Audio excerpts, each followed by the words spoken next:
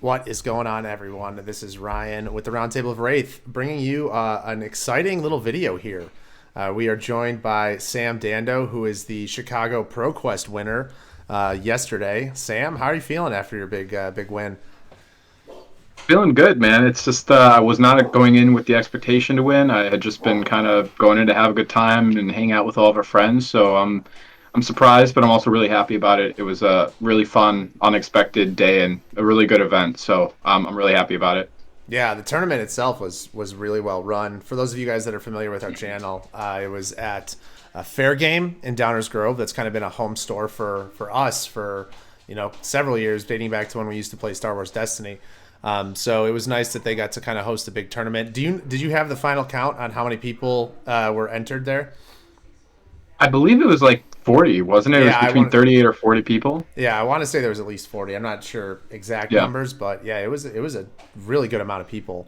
It was a pretty competitive tournament. We all played in it. It was a good time, but we'll turn it over to the man of the hour. I'm sure you'll get the roundtable thoughts, just general, eventually. But we're gonna focus on your deck list. So before we get into it, as you guys can see, Sam brought Briar, who, funnily enough, you were the only Briar in the field of 40 plus, the only Briar, and you take down the whole thing, which is actually pretty awesome. So before we get into the list itself, let's kind of take a dive first into preparation. Like, why Briar, or was there any reason? What were you prepping against? What were you expecting to see? All that. Like, Yeah, so as you guys who have followed the channel probably know, even if you watched our video for the Tales of Aria spoiler like all those months ago, I had been particularly really excited about Briar before even the release of Tales. I was already working and looking forward to playing the deck, and as soon as it came out, I had been working on the Earth Briar list that people are now kind of going back to after the ban, and I got really into that. And then I actually crafted a Lightning Briar list shortly after that, which became a very similar variant to what it eventually evolved into. So I had been pretty deeply involved with Briar for quite some time. And then once the national season came up and everybody else found out about Briar and started playing Cheerio Briars and stuff like that, I just didn't really want to be a part of the problem. And I've always been someone who I enjoy playing decks that are functional and have flexibility and are strong, but require a certain level of intricacy and ability to play it.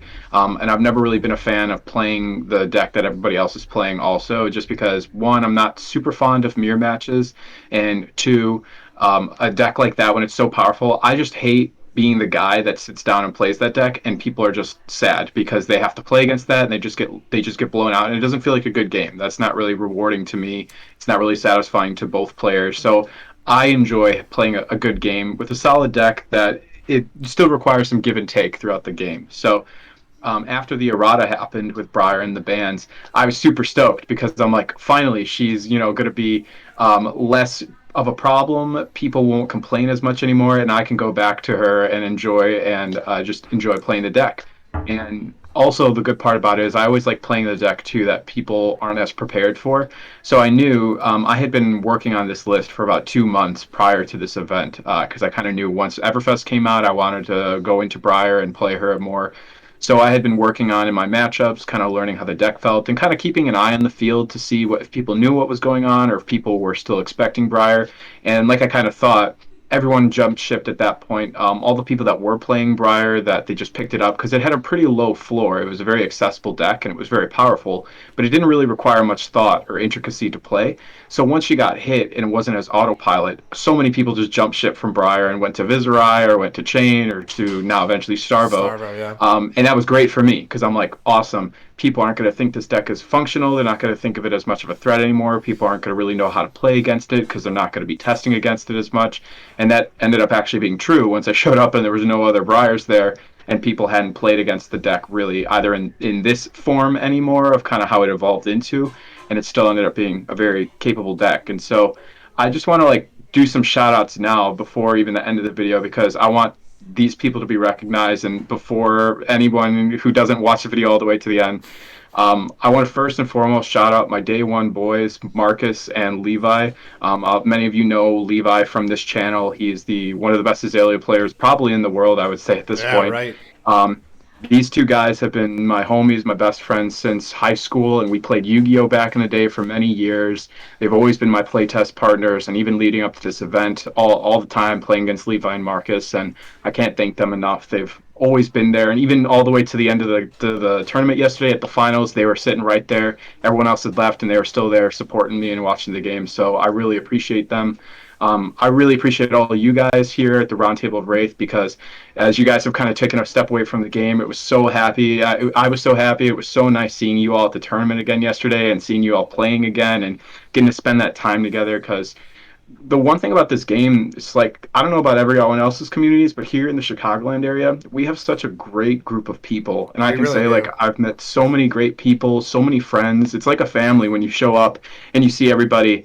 And unfortunately, you play through the tournament, and now I have to play against all my friends. Sure. But I'm just so fortunate to have so many great playtest partners like John Smith, all of you guys, um, Phil and Jeremy, who I played against. We have Derek. We have so many great people. I can't unfortunately say all your names at this point, but I really appreciate all you guys. I appreciate my store MinMax, who's my sponsor, who I go to and play it all the time. Check them out; they're a great store.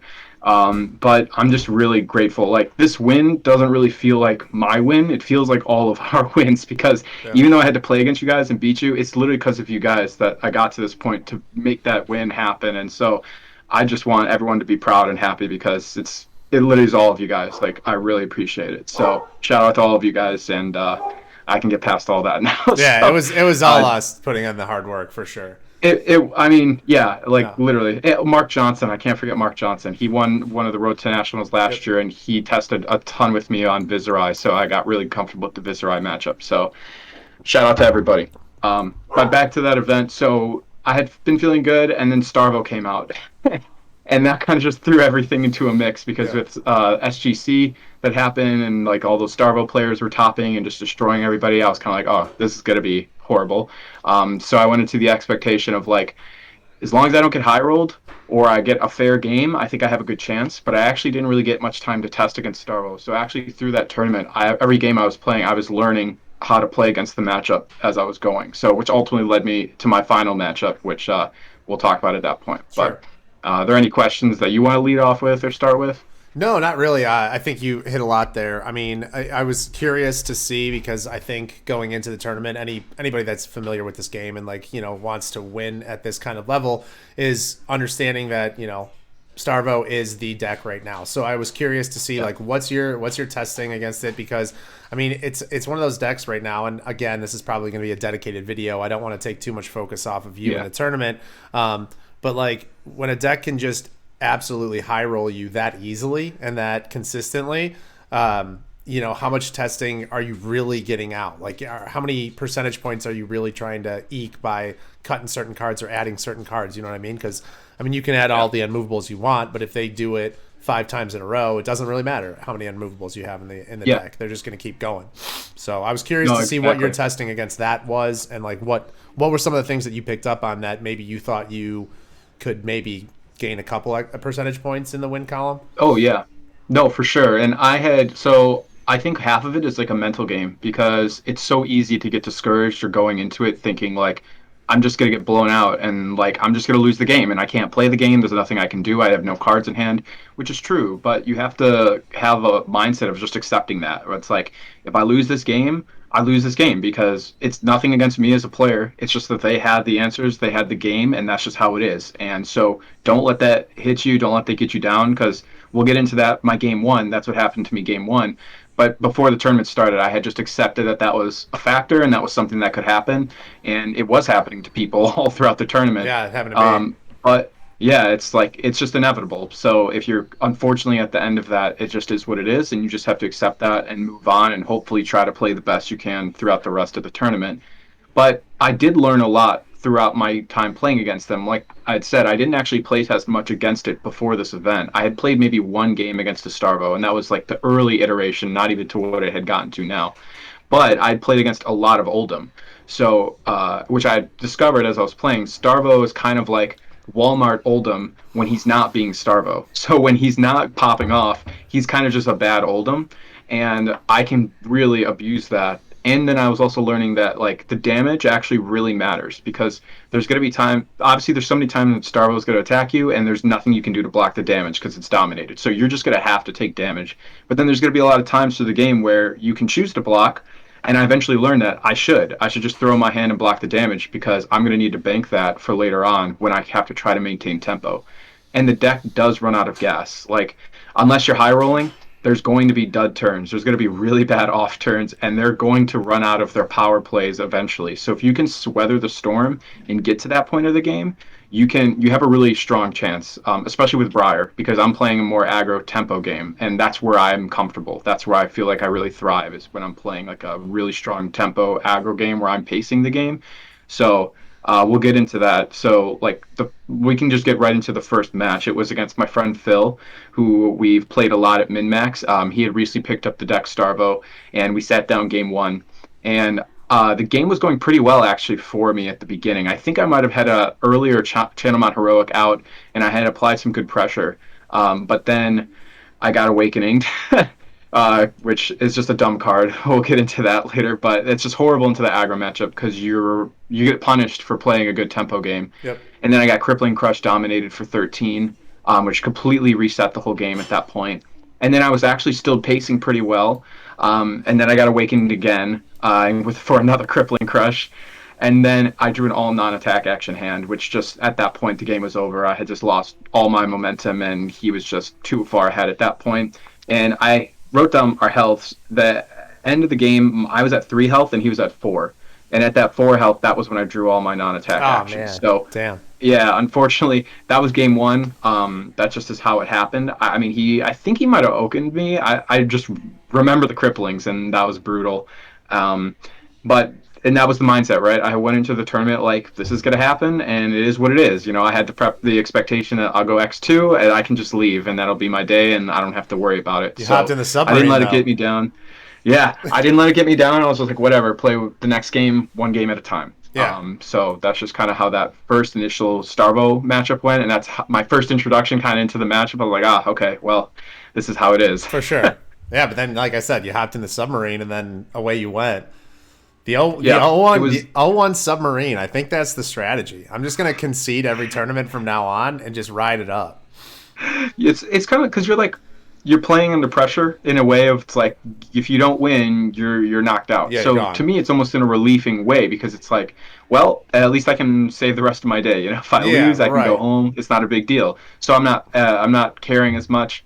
But I'm also playing more cautious or just more smart. You know, just slower and trying to watch my plays and make sure I'm playing effectively. Yeah. But yeah, that was game one, and that kind of set the precedent for the rest of the tournament at that point. So I started at table 1, and then round 2 was table 20, which was the very last table. And then worked my way back up. That's nice. All right, so do you want to go into matchups first, or do you want to break down the card choices here first? We already talked about your round 1. I don't know what order you're looking to do this in or what. We can just go through the matchups because I think that kind of will play into the card choices. So I guess for like sideboarding, because people are all asking me about sideboarding. How do I sideboard? And Starvo, you obviously want the full armor, Skeletta, Arknight, Grasp, and Skullcap, and then Snaps. You just want to make sure you can maintain that armor and use it effectively. And actually, in retrospect against Phil, I had gotten greedy because I was getting worried on my Channel Mount Heroic turn that it wasn't going to be enough. So I had popped my Snapdragons early to hoping that because I was off a snatch, hoping I would draw another attack that I could apply the pressure. And I got punished for that. I drew like a non-attack action, and then I wasted my snaps basically. So that was like a big point for me that I remembered and learned, which we'll get to later on, because I actually played him again in top 8. And so you want to hold that armor as much as you can. For the sideboard, I was figuring that out through the day. I put in the Coax. Coax is insane against that deck. Yeah. I put in the 2 Bramble Sparks. And then I put in 1 Runic Reclamation. So my sideboard is always down 6 cards, so I can throw in 6 cards. And that was what I ultimately decided on. The Runic Reclamation, I'm still not quite sure about it, but it can potentially destroy a channel like Frigid. And at the end of the day, it's just 7 damage, and it also blocks for 3. So it's not a bad card to throw in there. And Command and Conquer is pretty useless against Starvo anyway, so it's not worth it. Gets rid of a Seismic, too. Yeah, it gets rid of Seismic. I mean Yeah, it doesn't really matter with the Awakening, but if they happen to create a seismic somehow, like if they're running Earthlore Surge, maybe you Yeah. could do that. Um, but yeah, that's just kind of how I side for Starvo at least. So the next matchup I played was Prism, which I was kind of happy about because at this tournament, the most of the people were playing it was either Starvo, Prism, or Viserai. Those Yeah. were the three most represented. And I like my Prism matchup a lot, so I was hoping I'd get a Prism. So I got a Prism, and but it didn't go as great as I was expecting because I should say for the most of this tournament, I didn't have Channel Maharuk. I just either didn't draw it or I just didn't come at the right time. I blocked with it more than I ever actually drew it. That's So most of crazy. the tournament was without Channel Maharuk. And this Prism player went aggro into me, Herald aggro, which I think is actually the appropriate way to do it into Briar. If you try to go Aura, I just run you over because I'm just so much faster. But he was like War Tune heralding me every turn for like the first 5 turns, and it was just brutal. So much damage was coming through, and he had all 3 Sync Belows like the first 3 turns to block snatches and all that. So it was rough for me. And then we got to the end game, and we were very close. I think our health, he was at 4 health, and I was at 11 health. And so he was kind of on that point, but he had held his hand for one of my big turns, so I was kind of concerned. Um, so he Celestial Cataclysmed me for 7, Oof. and I'm like, whatever, that's just 7 damage, I'll take it. Sure. And then he plays Pummel, and I'm like, oh my gosh, so I lose the game. And I'm like, and in my head, I'm like, that's so good. Like, why haven't I ever seen anyone play Pummel with Celestial? And then I'm like, oh wait, you can't do that. It's a 0 cost card. And he's like, oh, you're right, I can't do that. And so he took it back. I took the 7 damage, and then I think he went Halo of Illumination, loaded a light, and then he pitched the Pummel. Yeah, he pitched Pummel to Halo, and then he loaded a card, drew a card, and then he pitched Fractal or Replication to play Command and Conquer Oh. because he thought with Vestige that it would get the extra resource. And I'm like, no, it's only for light cards. And so he had kind of fumbled through that last play, which just let me open the doors to Sure. just finish him off at that point. So kind of an unfortunate circumstance at the end of the game, but his hand was so awkward. At that point too, it was like the Celestial Fractal. Maybe he drew the Fractal, the Pummel, and something else. So he just kind of had a bad hand too. He was really banking on like the Pummel Celestial going through. So, but generally the Prism matchup, you just side in the 3 Runics, you side in the 3 CNCs, and you just go crazy. Yeah, Like right. if you get a Command and Conquer up, you're just ripping through them. I played at locals. I tested against Phil, who was playing Starvo. I tested against his Prism, and he got Library on me turn 1 or turn 2, and I still proceeded to just destroy him, even with having Library up the whole game. So Briar is just really strong into Prism because you can take care of auras really quick, and you just present so much damage to her. She just goes too fast for Prism to even set up and get that unbreakable board. And then Runic is just an insane ad. Yeah, Runic is just insane, just generally, like because if they go Herald aggro, which they should probably, at least you have that to pop, and then you also have it to threaten. Same with the CNCs, and also with Briar. Like again, Prisms aren't really playing against people just aren't playing against Briar right now a lot, Yeah. so they're not really sure like what you're doing, how many cards you have in. So he thought maybe I just had the CNCs because he only saw me have one CNC that I popped eventually. But he didn't know I had all 6. Unfortunately, I didn't draw a Runic that game because it was going so quick. You But still had it though, yeah. I still had it. Yeah, I mean, it was going to happen, hopefully, at some point. Yeah, but right. yeah, that card's insane into Prism. It just destroys her in every way. Yep. It's just the 7 breakpoint there is just crazy. I played Prism my 3rd round matchup. Same thing. I kind of just rolled over and then like I think I popped a Runic and then played a Runic to threaten I think Shimmer, and he was like I either block with my whole hand or I lose the Shimmer automatically. It's like Yeah. such a bad like just thought process. Yeah, it's just like a lose-lose all around for Prism. For sure. Yeah, so really good.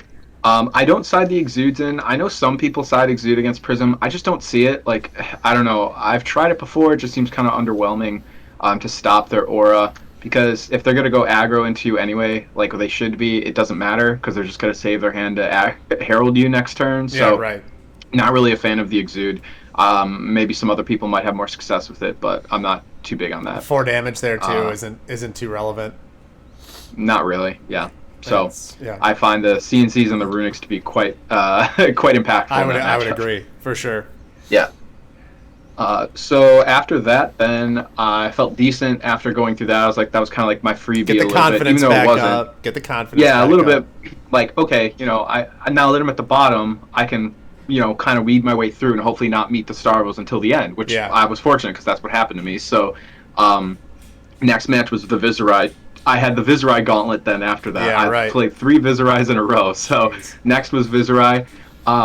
With my testing with Mark, when we had played this matchup quite a bit, we had established that the OTK, going OTK defensive, was a little bit more difficult. It was like a 50-50 for me and Viserai. A little hard. It kind of, there were some variants that went into it, like when I got a chant him on heroic or how quickly he was able to build rune chants.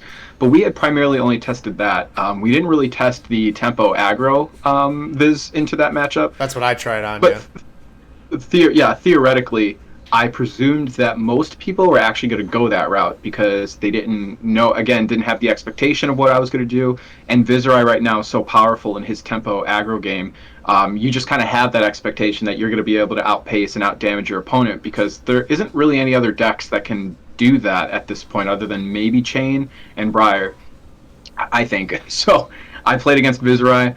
I went first. I side in against Viserai. I think I had decided I wanted 2 CNCs, 2 Runic Reclamations, and then the 3 Exudes. I think that's what I sided in because I thought if they had the defense reactions, if they decided to go OTK, Exude rips through that, and then CNC is just great. And then Runic Reclamation, I'm still not quite sure if I want that in the Viz matchup, but at the end of the day, you can kill an incantation, or you can just steal one of their rune chants, and it's 7 damage. I was gonna say at the end of the day, it's a 3 for 7, which is, I mean, Yeah. pretty on par with heroic turns for you anyway. So if you're ending a chain with a 3 for 7, it's Yeah. pretty good.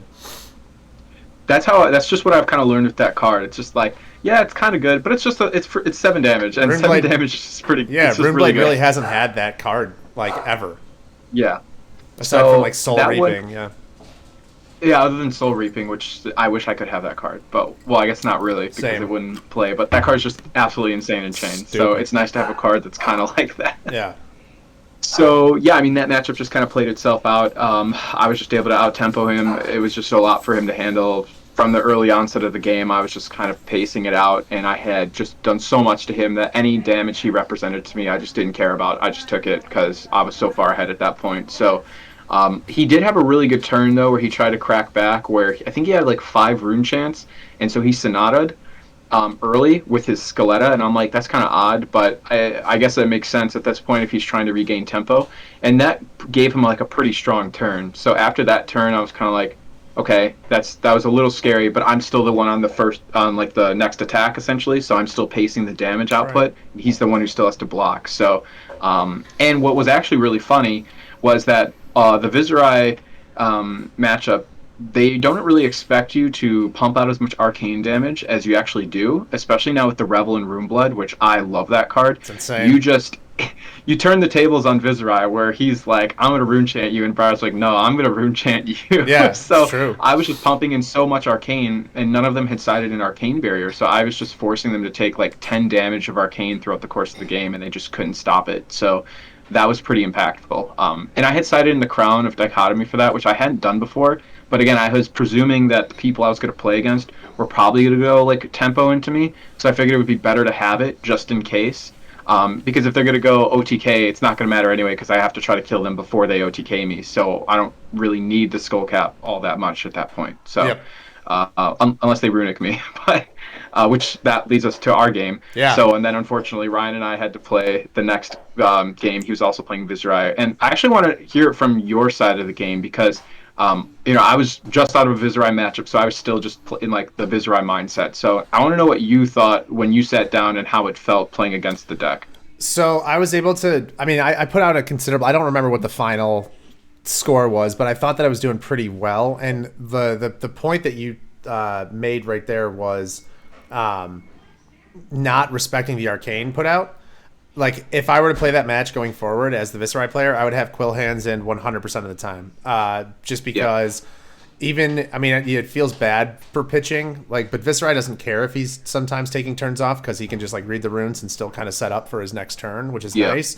And so I really wish that I would have had, especially with Revel and Runeblood, I think that if you are playing into that matchup, having Arcane Barrier, not saying that it would have changed anything, but I mean, I think you did between making rune chants and then doing like with Rosetta, you probably did 10 to 15 arcane damage that I just could not do anything Yeah. about. So I definitely think that Arcane Barrier won with Quill Hands, because Quill Hands is still an aggro card too. So if you're going for that tempo Viserai play, you can kind of soak up some arcane early, and then on your go off turn, you can pop it 2 rune chants and then 2 resources if you have something like that. So yeah, it was tough. It was fast, like kind of like how we both kind of expected it. Yeah. But it was, I definitely think that not running Arcane Barrier against you is a problem, or it's. I think that's incorrect. Yeah. Yeah, it kind of felt like to me with the Viserai matchups that I was just overwhelming. Like it just felt I was so overwhelming to the Viserai player, and they were just not comfortable in that position because they're not used to being in that position. Because Right. I played a little bit of Viserai too. I was kind of considering playing Viserai actually for this tournament, but I just didn't have enough comfortability with the mirror match, which I expected to play a lot. Which fortunately, thank God, I didn't because I did.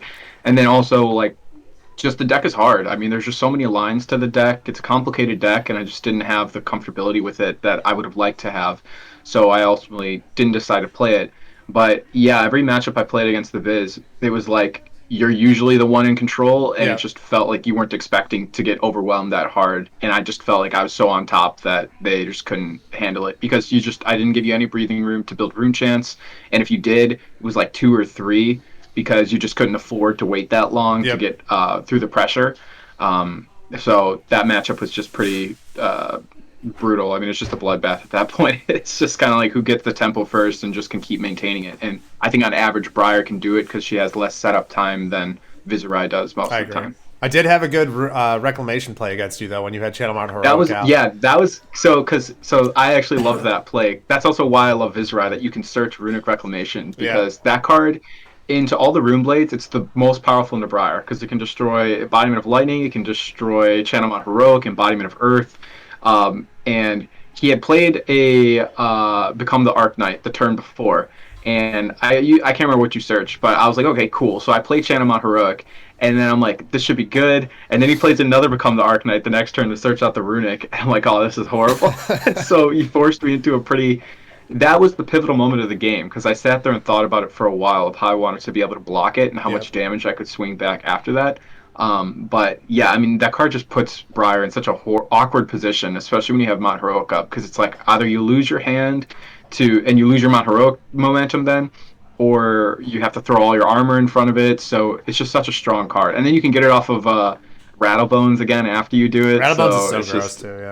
Yeah. yeah, yeah. That's why I love Viserai, man. He's just got so many utility cards that he can just like sculpt the course of the game, which is so cool. I just really like that aspect Yep. about him. Yeah. So then after that, that leads us to unfortunately another game against another round Table of Wraith Oh yeah. member This is against Chris, Chris. who Chris was ripping through. Also, he was I think at that point, well, he was 3-0, and then he played against a Starvo, and then he went 3-1. And so at this point, I had made my way back up to the top table. I think we were at table 3 or table 4 or something, and that matchup played out similarly. It was funny because we had a lunch break and then we came back, and he had the quill hand in, so I was like, "Ah, Ryan talked to him. Yeah, I Okay, did. cool." I did. I was like, Ryan told him about the matchup, so he knows it's not going to be the same kind of thing. But unfortunately, that was my one high roll game of the day where I turn one Channel Mount Heroic him, Arsenal the Force of Nature, and then just had an insane Force of Nature turn the next one. And I just, that's just like nothing on Chris. There was nothing he could have done. I think I have the health totals here. He went from like, let's see, he was at 38 health after the first turn, and then he went to 30, and then he went to 21, then he went to 16, and then he was at 16 to my 33 That's for the rest of the game. So again, jeez. the damage that he put out just didn't matter. I was just taking it, and I was just outpacing him, and Yep. eventually he just got down to 2 health, and I believe it was the Thorn that threatened him or something that he couldn't stop. So that's just how that went. There was nothing he could have done. That just happens sometimes. It happens a lot less now, but it still can happen with Channel Mount Heroic, and For it's just sure. a strong card with Force of Nature. So It's crazy. not much to say about that matchup. Yeah, he So I think he played. So he played Levi right before you, before the break, and he was like, Levi, crippling crushed, oak and olded, And like it was like 5 turns in a row where Oh, like Crippling and Oaken went off, and he's like, that was ridiculous. And I was like, yeah. And then we talked about your matchup a little bit. I was like, hey, if you play him, make sure you have Quill Hands in. I regret it. And then he comes back. He's like, dude, that was 2 games in a row where I just could not do anything. Like it was just destruction. yeah, it was bad. Because Levi had switched off of Azalea. Sorry, everybody. He was playing Starvo for that event. Yeah, cover your And ears. yeah, I know. And I remember coming up to him after he had played that game with Chris, and he just looked really sad. And I'm like, "What happened?" He's like, "I just high rolled the crap out of him, and I feel so bad." And I'm like, "Nah, dude, you sold your soul. You can't Yeah, feel bad about that's this. what happens.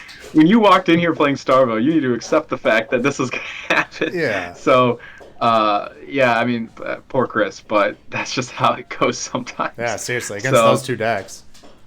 yeah, and it does. Like I said, I think that was the best Mount Heroic I had had all day. I didn't have anything else that was even close to that kind of thing for the rest of the day, but that just happens sometimes. So, and then my last game of Swiss. So at that point, I was 4-1, and I was sitting at table 3 or 4, and I felt pretty good that given my record, even if I had lost, I presumed I probably would still be in top 8, but just because I had lost my first game, I kind of figured like I have to win out at least to guarantee that I'll make it. Because at that point, Derek, who was my opponent, as many of you might actually know Derek from a beautiful article that he wrote for the Wraith Times called "The Mindfulness of Katsu." He's one of the best ninja players, I'd say, definitely within our area, potentially just even generally speaking. He's always in the Katsu chat. Really nice guy. He also was the one who won 2 Road to Nationals back to back here in Chicago. So he was still on Katsu. He was playing a Belittle Minnowism 100 Wins variant of Katsu, which I actually kind of messed around with as well with Everfest coming out because I thought that could be kind of interesting. And he was doing really well, but I have played a lot of Katsu. If some of you know, I was also a really big Katsu player before this all happened. So I know Katsu really well. As we were playing the game, the only thing I would have changed about that was I would have gone first. I let him go first, but I know Derek as a player too, and he loves that because he can just Arsenal and Tunic tick, because he loves Tunic over Heart and Cross Shot most of the time, even like in an aggro matchup. So I should have known that, but I sided in 3 CNC, 3 Exude, and it just started right away. The aggro was going from the get-go, but that's where I'm most comfortable. I love aggro mirrors. I love tempo mirrors because I just feel, especially against Katsu, because I just know how to dictate the game. And the Minnowism build is cool, the Belittle build, because you can go really wide. But the only thing about it is it's very predictable, because once they present Belittle, if you let it hit, you put them in the position where at that point they have to decide if they want a Katsu. Because if they don't, they won't get that opportunity anymore. So at that point, if they do Katsu, which they probably will, they present to you what piece they want to go with. And it's so at that point, you know exactly what they're going to be lining up. It doesn't really have that like mysterious kind of mind game that Katsu can do in other builds. It's just very upfront, like, I can go really wide, I'm going to present this damage to you. But as someone who knows how to play against Katsu, that just gives you all the information that you need, because you know how to block at that point and you know what you're going to expect. So that game, he started really well. He played a Belittle. He also played Twin Twisters, which I thought was kind of a joke card, but honestly is really good in Katsu. Really? After seeing it, because you can bump it to that 4 break point, which is just really annoying. But Runeblade has so much armor. Does Twin Twisters have Go Again inherently? I believe so, yeah. Yeah, so it has Go Again. You can choose either to give it +1, or if it hits, give the next card you play +1. So it's like a leg tap?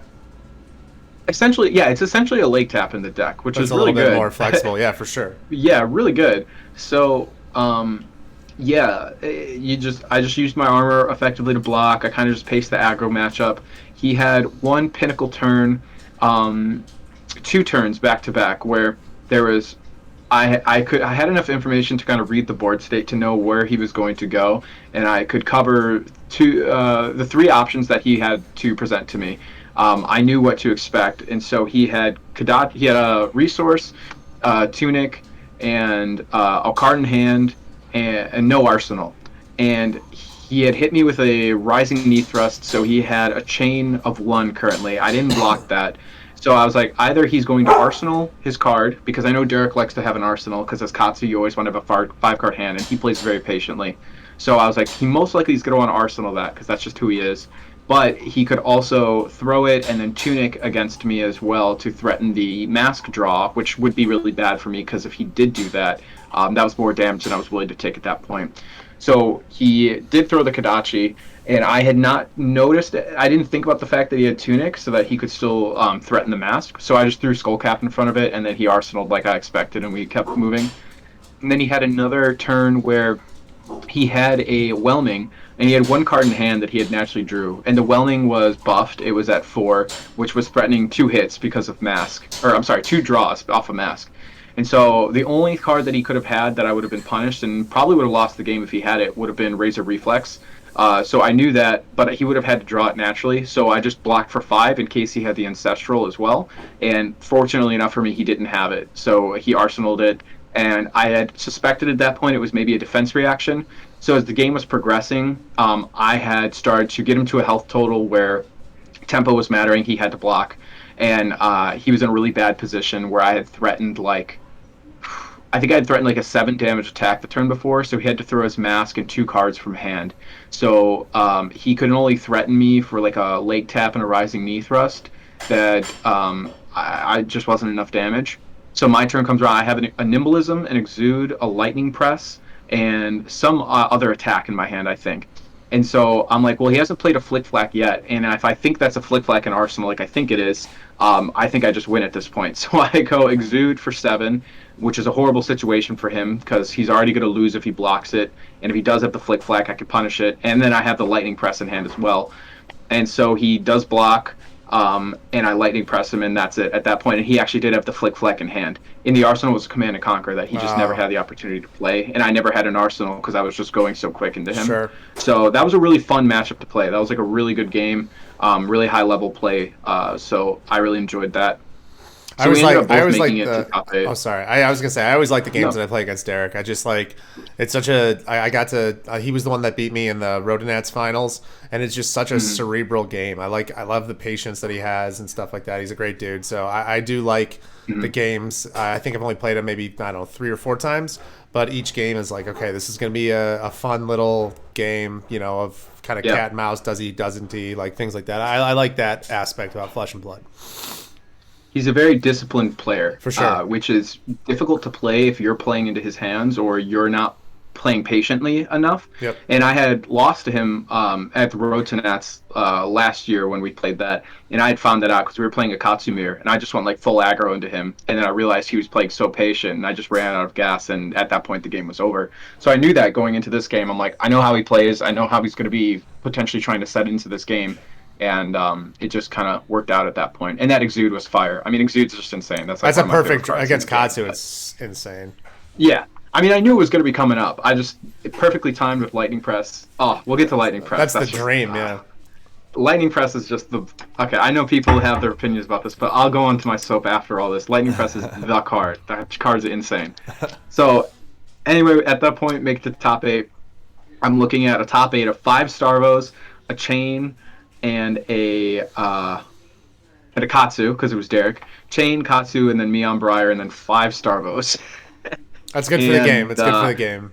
Oh yeah, very healthy. And again, so there was 8 Starvos in total, and 5 of them made it to top 8. So stupid. One of them was Levi, our friend, also Levi, who's a part of the round table. John Smith, who's another one of our great friends, who usually plays Labaya, but he also got off of his low tier deck to play Starvo. Yeah, all these B tier, C tier, D tier heroes are finally like, you know what? I got something shiny. I'm just gonna go high roll and win a tournament. Yeah, exactly. And good for them, right? All the credit to them. If that's how they can get their thing going, go for it. Yeah. But it was those 2, and then Phil, who I played earlier, who's another friend of mine, and then Jeremy, who's another friend of mine as well, that we play test at Min-Max a lot. And then John from Hometown TCG, if you guys are familiar with him. I'm sure most of you are because they're a very big channel. And we are fortunate enough to actually have them in our area as well. So we play with them all the time. And John was on an insane run. He was 8. Didn't lose a game all day. He was just destroying everybody in mirrors, and he was just playing a great game at the top tables. Very long games. He had a very long day of just intense mirrors and stuff like that. So my first game was against Phil, who was my round 1 Starvo player that I played against. And I kind of learned from our previous match. I'm like, I'm going to hold my snaps. I'm not going to be greedy with the snaps like I was before. I'm going to be more patient. I'm going to block more, and just get my embodiments racked up because, man, that embodiment is so important now. Like, before, you didn't really care about it because, let's be honest, if you're throwing your whole hand threatening like 16 damage or whatever, your like 3, 4 embodiments that you have are useless because they're not going to attack you. They have no cards left in their hand to attack you. So most of the time, that embodiment didn't even really matter that much. It was just kind of like an extra win harder ability for Briar. But now having the one embodiment kind of makes your deck that is powered accordingly with the block value in proportion to the power level of the deck. It brings it up just a little enough to make it almost really good. So all your Mount Heroics, your Force of Nature's blocked for 4 now, which is really It good, and covers then a all your hammer, yeah. yeah, well, that we'll talk about that. That was extremely irrelevant. So I was just always trying to have an embodiment, always have an arsenal. That was like my game plan. Try to always get an embodiment of Earth. Make sure I always have an arsenal at the end of the turn because I had to play with the expectation that I was only going to have 2 cards in my hand, just in case I was getting hit. So I wanted to make sure I could always have a 3 card hand if possible, or at least set up so that when I got an opportunity to swing, I had a really hot card in the arsenal that could build my turn really strong. So that game went pretty standard. He didn't get Starvo too many times. I think it was like maybe 2 times, and he Okendoled me and cripplinged me and stuff like that. But the thing with that game was every time he threw crippling at me, they weren't dominated. So I just threw my whole hand to block it. Every time a crippling came out, not dominated, just throw the whole hand, block it all the damage. Pulverize, throw whole hand, block all the damage. It was kind of like I have to block this damage and hope that they don't Starvo me next turn, and I can get the tempo back eventually. And that's kind of what I had learned because being able to block that damage, I eventually almost let him run out of gas because the beginning of my game wasn't too strong. So that at that point, he had kind of ran through all of his cripplings, he had ran through his pulverize. I think he had awakened at least. Actually, I think my health was pretty low at that point too because I had learned to play around the awakening. So I was actually pretty comfortable having my health lower than them or very close to deny them the awakening, which I was consciously trying to do. And so that game kind of played itself out. He had reached a point where he kind of was running out of gas. He was just kind of swinging for hammer, which Briar doesn't really care about because I can block it pretty easily, or I can just play through it. Sure. And I had my hot cards at the bottom. And funny enough, I was trying to get Mount Heroic. I was cycling so hard through my deck. I could not find a Mount Heroic. We got to the game went on so long. I think I had probably about less than 30 cards in my deck, and I still Jeez. hadn't seen a Mount Heroic. And I drew the Mount Heroic on my last turn, which was kind of overkill. But I'm just like, finally, Daddy Mount Heroic comes out, and he just like, that's it. He just scoops up the cards. So that was the first Starvo game. Nice. It was a great game. It was an honest game. That was what was good about it. Starvo, when he's not high rolling, is a fine deck. I still think he's a little stupid with Awakening and Oak and Old, but it is beatable. So it's definitely a beatable deck. So I felt pretty good about that, but I knew I was on a limited clock, right? Because like any Starvo that I play, it just doesn't matter. It could just happen to me. Yeah, right. So then next game went into John Smith, who is a great friend of ours, a really good Leviathan player, and he was playing Starvo. And that game started off really poorly for me as well at the beginning. I got Okanold right at the beginning with the Starvo, and he was applying a lot of pressure. And it was very similar where I was just trying to block, trying to conserve my health for the big damage turns. And then it started to turn a corner around mid game where I could feel the tempo kind of shifting and I could feel it loosening up where he wasn't getting as big of turns. I was getting more opportunity to play my cards. And I had a lot of gas at the bottom because I wasn't seeing it. So I had all my Rabbles and my Scar for Scars and all that at the bottom. And there was a really pivotal turn that happened where I had my embodiment, and I was able to hit him, and then he dominated me for 9, I believe, and I didn't care about the damage, so I just took it. And then he goes Pulse, a Volt Haven for a hammer for 8, and I'm like, well, that's pretty bad. But fortunately, I had Embodiment of Earth, I had a Mount Heroic, and a Force of Nature, so I was able to block the hammer with just 2 cards, Sure. and that was the turning point of the game because at that point I had a Rabble and something else in my hand, and he was low enough for me chipping him out that I just started to apply the pressure. And then I got a Mount Heroic, and then I played that out, and then I was going in with all my pressure at that point. And then he had another turn where I had another Mount Heroic that I had drawn with an embodiment, and he swung at me for 4, and I was at what was my health at that point? I was at 4 health, at that point. So he swung at me for 4. I threw an Autumn's Touch in it, blocked for 3, took 1 because I figured the hammer. He had 1 card. I figured he was going to hammer me or arsenal it, but I had to read based on how he was playing the game. He was probably going to try to hammer me just to try to disrupt me. So he did, and I saved the heroic, so I was able to block the hammer with 1 card, no frostbite, and that was honestly what got me there at that point. So Nice. again, really honest game. It wasn't insane Starvo. He was doing Starvo things, but it wasn't like a crazy Starvo game, and I played it the best that I could at that point. I also should mention that throughout this point, I had learned that Cokes is insane. Um, oh, do you want to mute? No, no, no. I heard just people are talking in the background here, but no, it's good.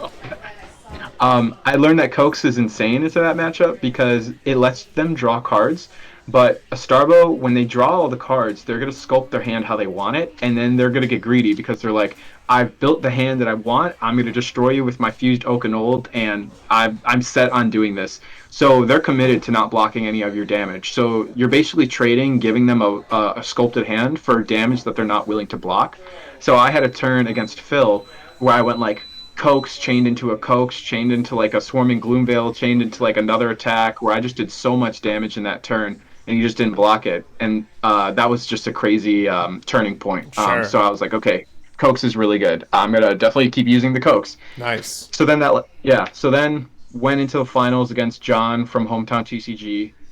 The dude had just been wrecking people all day. He was super tired. He had been testing really late the night before, and he had just been playing really tedious, long games all day. So he was very fatigued. I felt really good. I had just kind of played each game one at a time, and my games were really fast because I'm playing Briar. So I was usually the first one up at the tournament. I'd play my game and I'd stand up, and everybody would still be playing. I'm like, all right, well, I'll go watch my friends play. Yeah. So I still felt really good. So we went into the game, and it was a really strong start for me. I thought I went first, and I think I had a turn 1 Mount Heroic. So I dropped Mount Heroic, and I'm like, this is great. I'm going to do really well here. And then he Starvo Oak and Olds me. I'm like, well, that doesn't really matter anymore. The Chen Mount Solid. Heroic's not that useful because I lost my hand. Um, but then I just started to revert back to playing the slow game, playing it out until I had a really insane Force of Nature turn without a Mount Heroic. I went Force of Nature with a Coax for 7, which he didn't block. So I drew 2 cards because I opted to draw and give him a Quicken. So I drew 2 cards. He drew 1. I created the Quicken. I went Swarming Gloomveil for 4 because I had created 2 auras. He let that hit, and I draw a card off of it because it's higher than its bases. If you want to, there's a lot of background noise. Do you want to just mute yourself when Yeah, I'm yeah, I can do talking? that. Yeah. Yeah. So Cokes for 7, and then into the Swarming Gloomveil, which he didn't block because he just didn't think about it. And I drew another card that because it hit, and then I went Lightning Surge for 4, and he didn't block that. And I Lightning pressed it, went up to 7. So I drew another card, and I Snapdragon to give it go again. And then I Rosetted him for 4 and had a card to Arsenal. So I just really punished him. So he sculpted his hand. He didn't block because he had the Oak and Old in hand. But I just punished him so hard for that by doing so much damage. And at that point, he had kind of felt like, oh man, I had just really taken a lot of unnecessary damage and the tempo is going to be really rough. But he had that Oaken, which definitely helped and kind of re-mitigated the game to where I'm kind of back in like, am I going to do it? Am I not going to do it? I have to just kind of wait it out and see. And then it got to that point where he started kind of hitting a dud lines where he was just playing Oldham kind of bad Oldham, and I was just maintaining tempo. And I kind of drew a dud hand, but I had arsenaled an Autumn's Touch, a blue Autumn's Touch. I don't know. I had arsenaled it with it the expectation because I was like, I need to have an arsenal in case I draw a Tome of Harvest so that I can Tome of Harvest and get it out. But then I ended up drawing a whole non-attack action card hand, and I was like, oh my gosh, I lose the game. And then I'm like, wait, I have a Blue Autumn's Touch in Arsenal. I don't lose the game. So I go Bramble Spark fused into a Pulse of Candlehold into Autumn's Touch for 8 with an Arcane with Go again. And then I can Thorn him. So I present the 13 damage to him. And he goes down to 2 health at that point. And then he Awakenings me. And I'm like, oh, great. This is awesome. And then I get Crippling Crust for free. So I have to throw my whole hand. And all I have is an E-Strike. Because I block for 8, so I can keep the E strike to Arsenal. Because I figure this is my last shot. I can Arsenal the E strike, so that if I have to block with my hand, I can hold 1 card, at least E strike him for 7. So I drop my hand. I pray that he doesn't Starvo me. And then I get blessed with him going hammer for 4 by pitching an Earth card.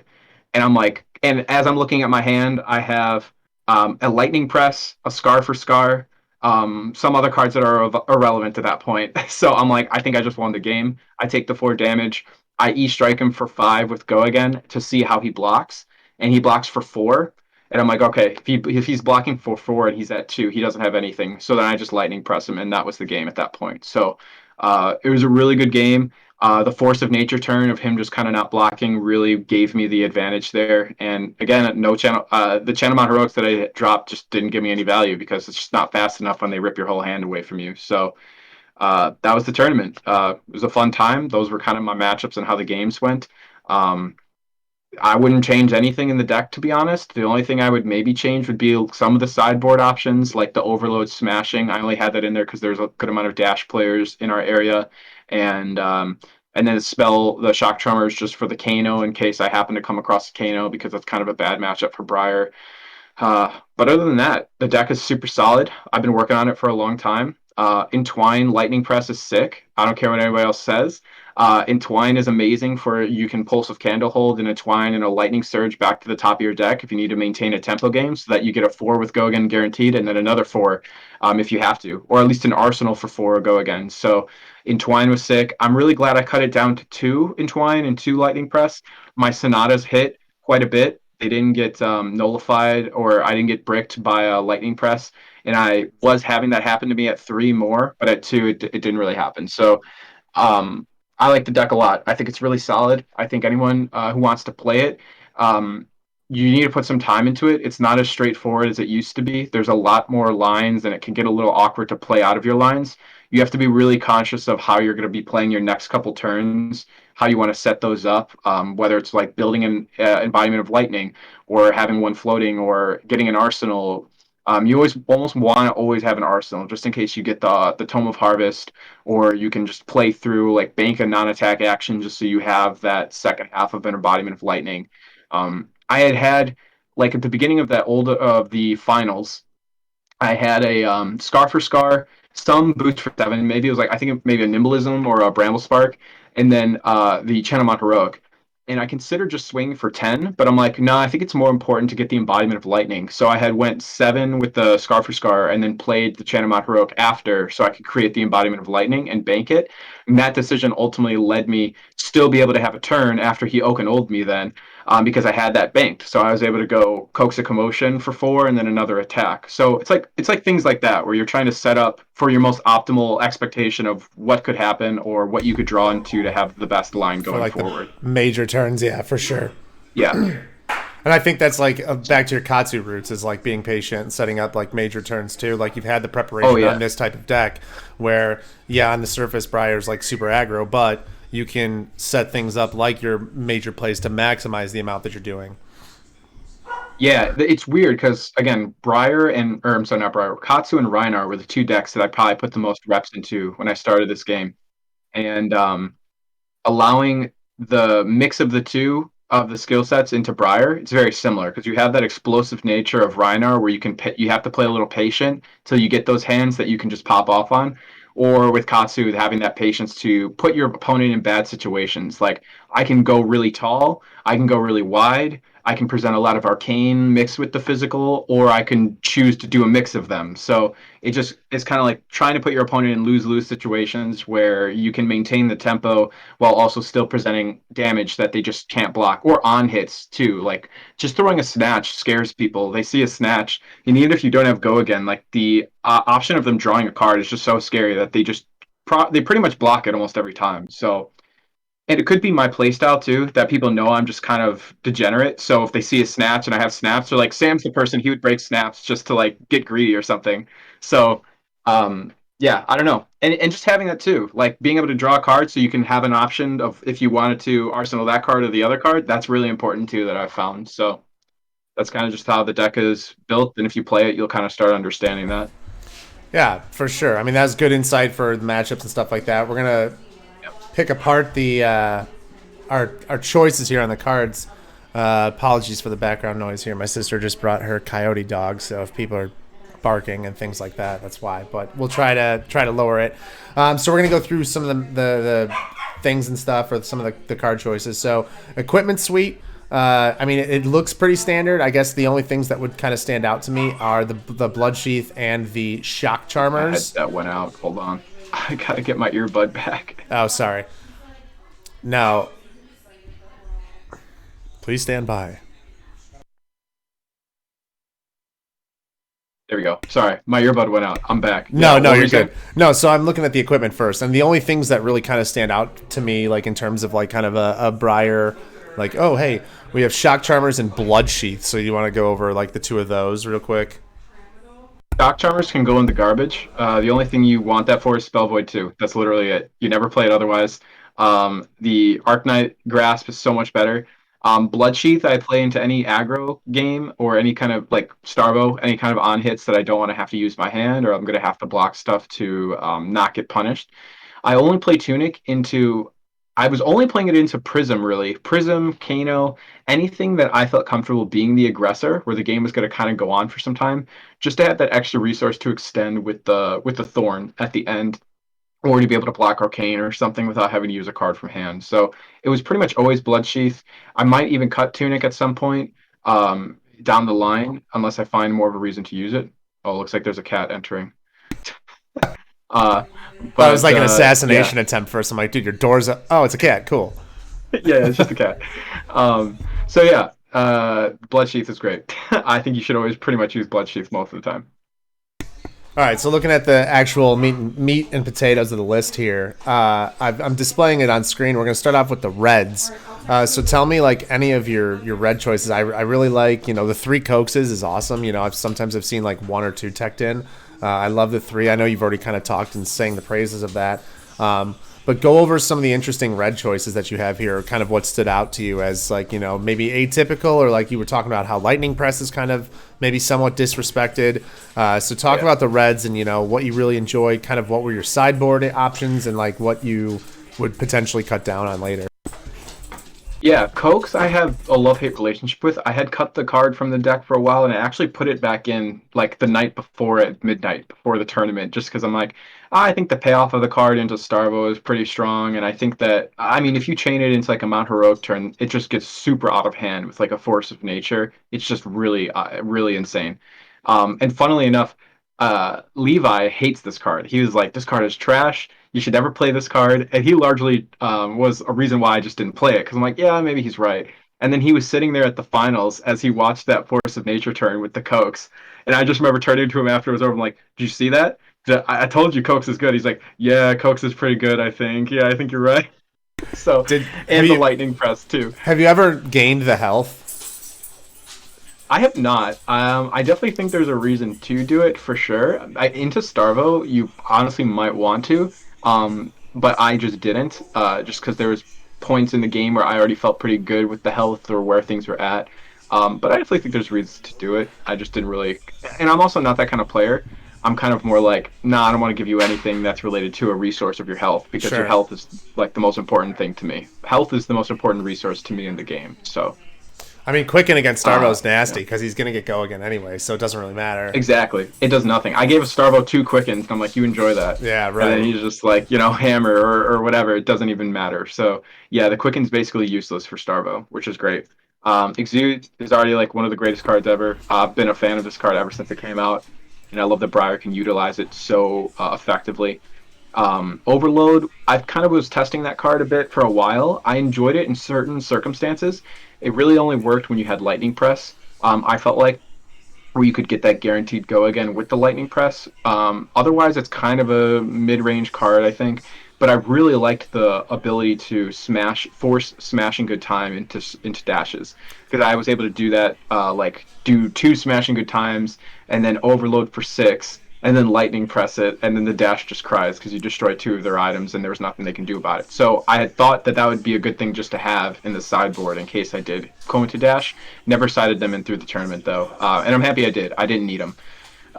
In the rest of the deck though, pretty standard. I've heard a lot of people talking about Revel and Runeblood I was where gonna they just say, yeah, haven't really, yeah, haven't really tested it in Briar, or they're not really super fond of it in Briar. I think the card's crazy. It's stupid. Like it's a little hard to use, but the payoff of it is so good. Like you get an embodiment of lightning and another 4 damage, so you can swing Thorn for like 8 damage. Like I don't know why you wouldn't want to play that, but you can also arsenal it and save it for later. You just have to be careful because if you don't have tempo and you arsenal it, it can kind of get stuck there. But it's also not the worst because at the worst scenario, you just play it and you have a non-attack action that you can turn Thorn on with. So you block it if you don't need it, and then you keep it if it's really good. I love that card. I think it's so good in Briar. I think you should just always run it. It's busted in Um, Viserai too. I mean, I oh absolutely. yeah, I played it. I had a double Revel turn like off of a Mordred Tide. I was like 2 cards making 12 rune chance, swing Rosetta for like 15 or 16. It was stupid. so scary. What are your thoughts on Swarming Gloomveil? I know I love that card. The card is insane for me, but I mean with somebody with a deck that's not creating as many rune chants or whatever as Viserai, how did you find Swarming? I loved it. I mean, the card is obviously not nearly as good as it is in Viserai or Chain, but it's really cute in Briar. There's like really cool interactions or interesting things you can do with the card. Like I mentioned, the Force of Nature trigger, where if you get it up to 4 damage and it hits, you get to draw off a Force of Nature, which is just really funny. With Sting of Sorcery, if you play Sting and Swarming, it has Go again, but if they don't block the Arcane, it goes up to 4 because you create an embodiment of Earth. Like Chanamot Heroic gives it Go again if you play Chanamot Heroic. If you get a Quicken token, it gives it Go again just naturally because you created an aura. So the within the deck, it's not like inherently as good as like in Viserai, right? Like in Viserai, it's just insane. But in Briar, it's a really cute replacement for Ball Lightning that you can do like a lot of cool flexible plays with. So the card stays for sure. Like there's no way you don't play the card. It's just a little bit more difficult sometimes to use it effectively. But yeah, I love the card. Ever since the card was revealed, I'm like, this is the best card. I love this card. I can't wait to play this card. It So just I has really so like much. it. There's just so much utility. I mean, I don't find myself, Yes. timing it out or whatever, trying to get the preventing of the arcane. But just the first 2 clauses, a 0 for 4 go again, and like, I mean, I know rattlebones and things like that. You can grab it back for free.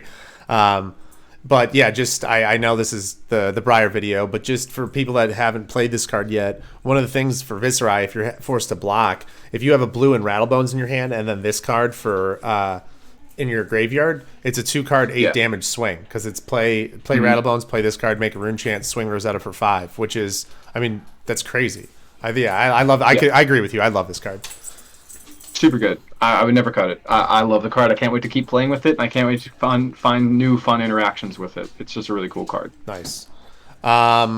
Looking at the rest of the list here, stings are pretty interesting. I know, kind of that was like the sting ball lightning. I like that you kept those, and then force of nature. You just said was crazy. The 3 Toma harvest. I like the addition there. What?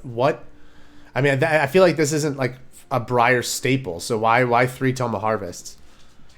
More Briars started playing it once we started converting more to like a Chanamon heroic oriented Sure. build. But the card had a pretty steep learning curve to be honest. Like as I had it in the deck, I just had so many times where I just drew it and it was just so dead because I didn't have an arsenal or I drew 2 of them and I'm like, this card is trash. Like this is such a bad card to have. But then I started realizing like you have to with the knowledge of it in your deck, you have to play for that card. So that's why I always try to maintain. Then I started being more cautious, where it's like, do I have to play this card, or can I just arsenal it with the preparation for if I draw a Tome of Harvest, there's a pretty good payoff. And Nice. that started happening more, and then I started doing that more, and it was really good. So, and not only does it let you get basically a free action. It also lets you dig deeper and cycle through your deck to find your Mount Heroics or whatever cards, the pieces that you need faster. So the cycling ability, and then also just the free half embodiment is just really good. And then also, if you have, for like let's say Chanamot Heroic on the field, you can pitch an Earth, play Tome of Harvest, draw 3, and then you have an Earth in your pitch zone, and then you can just pitch another Earth to create a rune chant or whatever, and then you have your 2 Earths, and then you can keep Mount Heroic up Yeah, again. So that's sick. stuff like that that just lets you dump things in your pitch zone because the deck is pretty streamlined, right? Like there aren't many resource things that I have to pay for, so it can be a little difficult to keep Chanamot Heroic up on the board for more than 2 turns. But you can have like really unique plays to do that. So like one interaction that Levi and I found that was really cool, where if you have lower health than your opponent, if you swing if you have a non-attack and an attack, and then you can swing with your Thorn, but then target yourself with the arcane damage. And if you have Skullcap, you can then pitch a blue to block that arcane damage for yourself to pitch another Earth. So like that's a really weird, fun interaction that you can do that isn't really like you wouldn't think about That's it not really, but it practical. comes Yeah. up. Yeah, but it definitely comes up, and it's like a really important thing to just know, just so you can keep that Mount Heroic along longer. Obviously, in that tournament, I didn't really have the Mount Heroic, but if it does come up, that's a really cool thing you can do. Yeah, that's gross. I've never even considered that. That's a very you and Levi interaction to exploit, though. I will say that that's Yeah, something that definitely. yeah we Neanderthals aren't going to think of.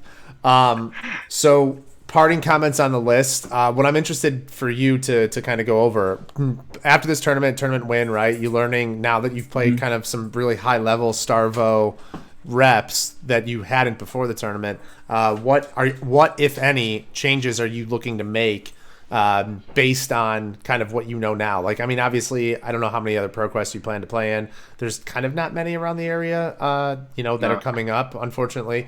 But until if and when he gets hit, I don't foresee him going really anywhere just because of just how inherently powerful and how I say easy to pilot because I feel like if you're going to play at a high level, obviously there's some certain decision points and thought process, but the entry level to become a competitive Starvo player is nothing. This is the easiest competitive deck I think I've ever experienced in my life, in Yep. any card game. So, Yeah. with him not going anywhere, him being pretty prevalent, what changes would you make to this list in order to adjust to the current meta? So this list is the adjusted list for the meta. Okay, I had been working a little bit the night before because, like people who were playing Briar were kind of trying to manipulate the deck to fit the meta, right? So with Starvo, they were considering let's play unmovables, let's play defense reactions, or let's play, other things like Razor Reflex or stuff like that. And I tried, I put them in. I'm like, this just destroys the integrity of what you're trying to do. Like Briar is a proactive deck. You're trying to be the one in the driver's seat. You don't want to give your opponent like the ability to maintain the tempo of the game. Like Unmovable is a card that you draw as Briar, you're just staring at it. You're like, I just have a 3 card hand now at this point, and I have to either just wait to give it up in my arsenal spot and then pray that I draw a blue, or I have to give up 3 cards in my hand the next turn to play the unmovable, and that's already you block the damage. But sure, you're already 2 turns behind now on tempo, so unmovable just doesn't have a place in the deck, in my opinion. Razor Reflex, I think, is only good if you're playing Tunic more consistently than you're playing Scaletta, but I think right now you have to play Scaletta more than you're playing Tunic just because sure. it's so important to get that block. And then why play Razor when you have Lightning Press? But I've been a huge proponent for Lightning Press for a very long time now. So uh, other than that, I think the deck is tuned in the best way possible for how I want to play the deck and how it fits my play style. I'm a very aggressive, tempo-oriented player. I always want to be the one in the driver's seat. I want to be the one dictating the pace of the game. I never want to give my opponent willingly that opportunity to do that. And I think that if you start bending the deck too much to do that kind of thing, then you're kind of going against what Briar should be doing or how I think Briar should be being played into a meta. Like I said, my matches were very fast. It was literally I sit down, I play, I kill you, and I leave. It's like that's just how my matches went. So um, that's how I like to play the deck and how I think this version of the deck should function. As to say for Starvo, I think at this point we're just in a point where you just have to kind of accept it. Like if you get high rolled, you get high rolled. You can try to prepare as much as you can. Prism, I think, can kind of adapt well just because of how well she can integrate defense reactions with Soul Shield and Sync Belows and the Spectral Shields. She can kind of play around it and then build the auras to present a end game where if you could survive through the Starvos, you can end up just putting yourself in a winning position and you can get a merciful retribution on the board. So every time they're killing your spectrals, you're just killing them slowly at that point too. So I think Prism has a pretty good way into dealing with Starvo as well. Yeah, The Starvo mirror is something that the Starvo players have to figure out because they're going to be playing against each other far more than most other decks, most likely. for So sure. there's going to be new tech that comes out for that. I'm sure they're going to be in the lab trying to figure that out. But for the time being, he's here and he is what he is. So it's just kind of like you got to figure out the optimal way to play around it. And from my time yesterday, I found that to be just try to hang on, maintain the tempo, and eventually they're gonna have a dud hand, unless they just high roll you. And if they do, don't feel bad because there's nothing you could have done about it. So Yeah, that's it. Just I think it's more of like a feel bad. I mean, I playing in the tournament, I definitely would make adjustments to the Viserai list. I think that I felt pretty confident. I played it like 5 or 6 times going into the event, and I felt confident when I got to like definitely go the OTK route, and I felt solid at like Rune Chant 16 plus. Like yeah, if I could get to 16 plus, I was probably going to win that game. And unfortunately, against Jeremy round two, like I had like 11, and I had a handful of like E Strike. It was like E Strike, Rune Flash, Swarming Gloomveil, and like another. And I was like, I have to press. So the game still came close. But yeah, I would agree with you. The high roll feels bad. It is what it is. But I think Viserai also has pretty solid play into Starvo. And then listening to how you handled with how you like just kind of save damage early because you would need to block late. I think that there's something to be learned from that advice as well, for sure. yeah.